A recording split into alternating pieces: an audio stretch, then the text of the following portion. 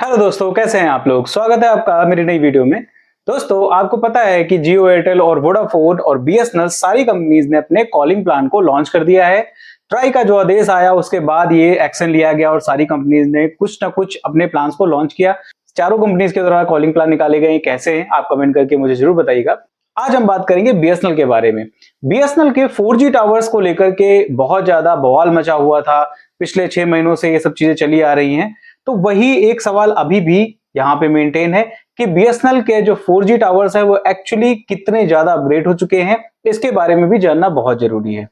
आज हमारे लिए बीएसएनएल का उतना स्ट्रांग होना ज्यादा जरूरी है जितना कि बाकी सारी कंपनीज, क्योंकि बाकी सारी कंपनीज अपने मनमाने प्राइस निकाल रही हैं, तो वहीं पे बीएसएनएल का डेवलप नहीं होता है अच्छे से, तो हमारे पास कोई सस्ते प्लान वाला कोई भी रिचार्ज प्लान नहीं रहेगा।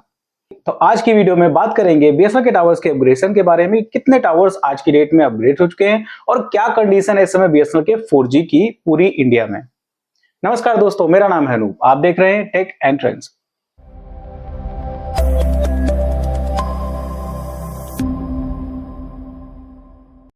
जैसा कि आपको पता है कि ज्योतिरादित्य सिंधिया जी के द्वारा 3 से 4 महीने पहले एक स्टेटमेंट आया था कि जिसमें उन्होंने बोला था कि हम जून 2025 तक बीएसएनएल में पूरे 1 लाख टावर्स को डेवलप कर देंगे और पूरे 1 लाख टावर्स डेवलप होने के बाद ऑलमोस्ट पूरी इंडिया में हम 4G नेटवर्क को एक्टिवेट कर देंगे। धीरे धीरे करके उस पर काम चल रहा है, धीरे धीरे टावर्स बन रहे हैं, कुछ डिले भी हो रहा है, कुछ इंटरनल प्रॉब्लम्स हैं या फिर इक्विपमेंट्स की कमी होने की वजह से ये सारी चीजें हो रही हैं। इसके पीछे एक बड़ा रीजन ये भी है कि इक्विपमेंट्स की कमी इसलिए हो रही है, स्लो थोड़ा डेवलपमेंट इसलिए हो रहा है क्योंकि सारा काम बीएसएनएल का जो है वो इंडिया में ही किया जा रहा है। मतलब जो बीएसएनएल का 4G टावर है, जो बीएसएनएल का 4G नेटवर्क है, वो मेक इन इंडिया है, मेड इन इंडिया है। यानी इंडिया में ही सारे इक्विपमेंट्स बनाए जा रहे हैं, डेवलप किए जा रहे हैं, सॉफ्टवेयर से डेवलप किए जा रहे हैं, हार्डवेयर डेवलप किए जा रहे हैं, सब कुछ इंडिया में ही चल रहा है। और बीएसएनएल और टाटा का टाई अप जो है वो इसी बेस पर किया गया था कि टाटा कंसल्टेंसी सर्विसेज टीसीएस और उसकी एक सब कंपनी है तेजस, ये मिलकर के बीएसएनएल के साथ में सारे 4G नेटवर्क को और बाद में 5G नेटवर्क को डेवलप करने में बीएसएनएल में हेल्प करेंगी। और एक अच्छा खासा अमाउंट भी इसमें डिसाइड किया गया था। जहां पे तेजस की बात करें या टीसीएस की बात करें, ये लोग बहुत अच्छी तरीके से अपने काम को कर भी रहे हैं। तो अगर आज की डेट में बात करें, यानी जनवरी लास्ट जो हो चुका है, आज की डेट में बात करें तो ज्योतिरादित्य सिंधिया जी के द्वारा बताया गया है कि लगभग 75,000 टावर जो है वो इंस्टॉल किए जा चुके हैं 4G के पैन इंडिया, जिसमें से लगभग 65,000 टावर्स को एक्टिवेट भी किया जा चुका है और वो 4G नेटवर्क को प्रॉपर वे में डिस्ट्रीब्यूट भी कर रहे हैं। अब यहाँ पे बात ये भी आती है कि जो 65,000 टावर्स हैं जो एक्टिवेट हो चुके हैं, क्या इनसे पूरी इंडिया में बहुत अच्छी तरीके से नेटवर्क मिल रहा है? क्या हम पूरे इंडिया को कवर कर पाएंगे 1 लाख टावर्स में? ये चीज कहना अभी मुश्किल है, क्योंकि जब 1 लाख टावर्स कंप्लीट हो जाएंगे, जैसा कि स्टेटमेंट है ज्योतिरादित्य सिंधिया जी का कि 1 लाख टावर्स जो कंप्लीट हो जाएंगे, उसके बाद वो लोग ये भी एक ट्राई कर रहे हैं कि जो पुराने जो 3G या 2G नेटवर्क के जो टावर्स हैं बीएसएनएल के, उनको भी वो कन्वर्ट करेंगे धीरे धीरे 4G में और धीरे धीरे 5G में। यानी फिर उसके बाद हमारे पास ऑलमोस्ट डबल गिनती में 4G टावर्स हो जाएंगे। लेकिन सबसे पहले जो पहला इंस्टॉलेशन है, जो पहली शुरुआत है 1 लाख टावर्स की, उसको कंप्लीट करना बहुत ज्यादा जरूरी है और उस पर धीरे धीरे करके हम आगे बढ़ रहे हैं, ऐसा ज्योतिरादित्य सिंधिया जी का कहना है। और वो बोल रहे हैं कि जून का जो हमारा टारगेट है वो कंप्लीट हो जाएगा। अब जून में देखते हैं कि 1 लाख टावर्स कंप्लीट होते हैं तो कितना इंडिया कवर होता है 4G नेटवर्क में। लेकिन फिर भी बहुत सी जगह ऐसी हैं जहां पे 4G टावर्स एक्टिवेट होने के बाद हमें बहुत बेहतर स्पीड मिल रही है, लोग एक्सपीरियंस कर रहे हैं, लोग एक्सपीरियंस शेयर भी करते हैं। मेरी वीडियोस में भी कमेंट्स आते हैं कि बहुत अच्छी उनको बीएसएनएल की स्पीड मिल रही है जहां जहां पे 4G टावर्स उनके चालू हो चुके हैं। खैर, ये तो बात थी इसकी, लेकिन अगर हम बात करें बाकी सारी चीजों की, यानी बीएसएनएल के डाउनफॉल की, अगर पिछले महीने की रिपोर्ट की बात करें तो जहां जुलाई अगस्त में प्राइस हाइक के बाद बीएसएनएल ने बहुत ज्यादा कस्टमर गेन किए थे, वहीं पिछले महीने की जो रिपोर्ट आई है वो थोड़ा सा अपोजिट है बीएसएनएल के लिए।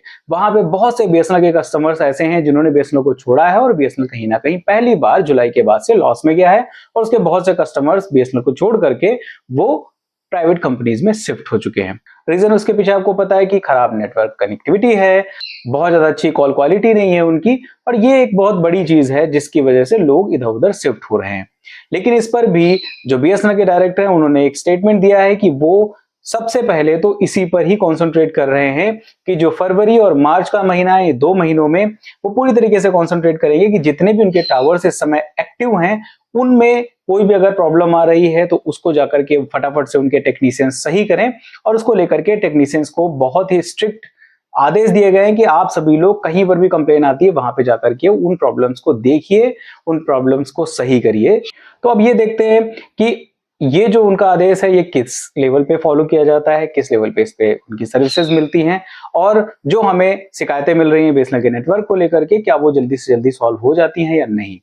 फिलहाल बीएसएनएल पूरी तरीके से made in India 4G network को एक्टिवेट करने में बहुत तेजी से जुटा हुआ है। अब ये सक्सेस हो जाए बहुत बढ़िया रहेगा सभी लोगों के लिए, बीएसएनएल से ज्यादा बेहतर रहेगा सारे यूजर्स के लिए, क्योंकि बीएसएनएल का मार्केट में स्ट्रॉन्ग कंटेंडर बन के आना बहुत ज्यादा जरूरी हो चुका है।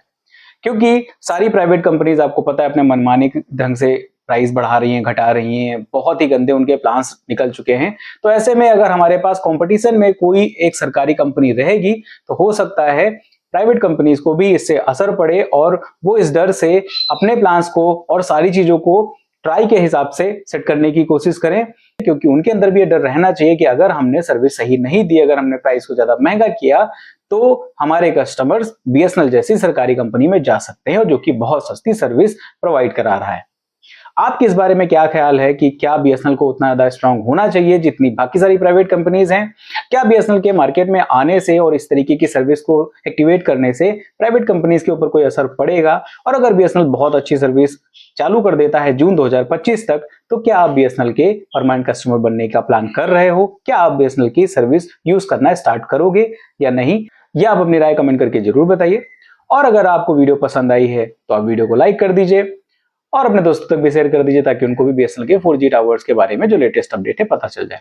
अगर आप मेरे चैनल पर नए हो तो चैनल को सब्सक्राइब कर लीजिए, क्योंकि आपके एक सब्सक्रिप्शन से मुझे बहुत सा प्रोत्साहन मिलता है और इसी तरीके की अच्छी अच्छी वीडियोस मैं आपके लिए लेके आता रहता हूँ। फिलहाल के इस वीडियो में इतना ही, मिलते किसी दूसरी वीडियो में किसी अच्छे से टेक और ट्रेंडिंग टॉपिक के साथ। तब तक के लिए नमस्कार।